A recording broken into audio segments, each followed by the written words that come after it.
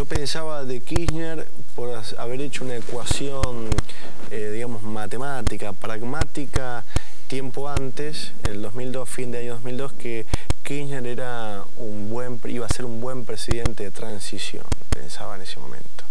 Y tenía una empatía con Kirchner. Yo siempre me ubiqué en esos parámetros, en el peronismo, etc. Y pensaba que Kirchner era una buena alternativa. Sabía que Kirchner iba a ganar en segunda vuelta, ¿no? Por lo que todo el mundo conocía. Después de la primera, antes no sabía nada. No, exacto, porque no lo conocía nadie.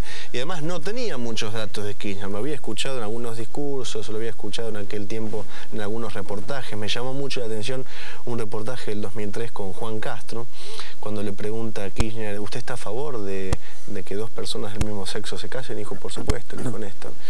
Y le repreguntó, Juan Castro le dijo, ¿pero está a favor, por ejemplo, de que dos personas del mismo sexo adopten a una persona? Dijo, si hay amor, ¿cómo no van a adoptar? Dijo, y la verdad que me llamó poderosamente la atención. Me pareció una persona de un pensamiento progresista y tenía cierta empatía con Néstor Kirchner, de hecho lo voté, pero tenía un cierto desconocimiento, como nos pasaba a muchas personas que vivimos en los grandes centros urbanos. Digo, conocíamos más a Cristina que a Néstor, ¿no? Bueno, en aquel momento, ¿te acordás que se presentaba como el Delfín de Duhalde, como... el Chirolita. El Chirolita, exactamente. Sí, sí. No, él no se presentaba así, los medios lo ubicaban en ese lugar, ¿no? Claro, y él aclaraba que no, de todas maneras tenía por entonces el apoyo de Duhalde. ¿Cuándo lo conociste a él? Lo conocí personalmente el 24 de marzo de 2004, en el acto de la ESMA. La verdad que fue un acto muy emotivo, indudablemente fue uno de los momentos claves del gobierno nacional, del proyecto nacional, porque fue traspasar a manos civiles lo que hasta ese momento estaba en manos de la Marina, que era el Centro Clandestino de Detención, ex-ESMA, ¿no? Y pasaba a hacer ese pasaje de manos y sobre todo declarar en ese momento, hacer explícito la política de derechos humanos que después se fue profundizando con el tiempo, fue un momento tremendo. Además yo tenía solamente 2 meses de haber recuperado mi identidad ese 24 de marzo del 2004. Yo recuperé mi identidad el 26 de enero de 2004 y el acto se hace el 24 de marzo. Menos de 2 meses después yo estaba en un escenario donde me habían invitado, me habían sugerido si quería hablar, yo dije que sí, no tenía problemas.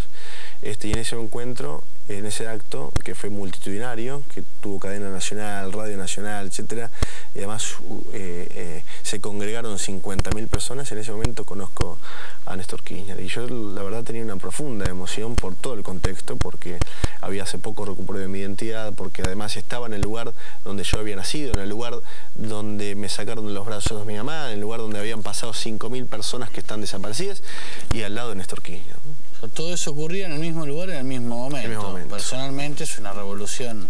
¿No dormiste por 3 días? No, y fue un día muy emotivo, porque yo incluso ubico el momento cúlmine de mayor emoción cuando tocan los primeros acordes del himno nacional y seguido a los primeros acordes aparece la voz de Charly García, ¿no? Y a mí me pareció también un hecho significativo de lo cultural y de lo emotivo, porque veía en la línea del horizonte a miles y miles de personas levantando los dedos en B, el puño en la mano, el puño con la mano, y veía mucha emoción, ¿no? Y yo quizás empezaba a tomar dimensión de lo que había sucedido ese día, ¿no? Sí, sabes que yo te entrevisté varias veces y hace mucho tiempo que tenemos estas conversaciones públicas. Sí, es cierto. Y siempre el momento en el que me ubico mejor es en el yo nací ahí. La idea de que vos naciste ahí, claro, marca una mirada de la historia para siempre, ¿no? Es como...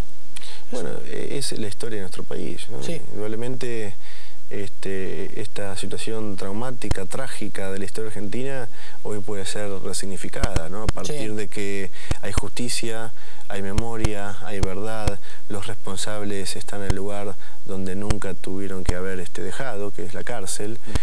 No solamente las juntas, ¿no? La junta militar, sino también todos los responsables, porque una vez dijo Néstor, hubieron 500 centros clandestinos de detención y solamente hay algunos detenidos en aquel momento cuando lo dijo, algunos procesados, o algunos, con condena.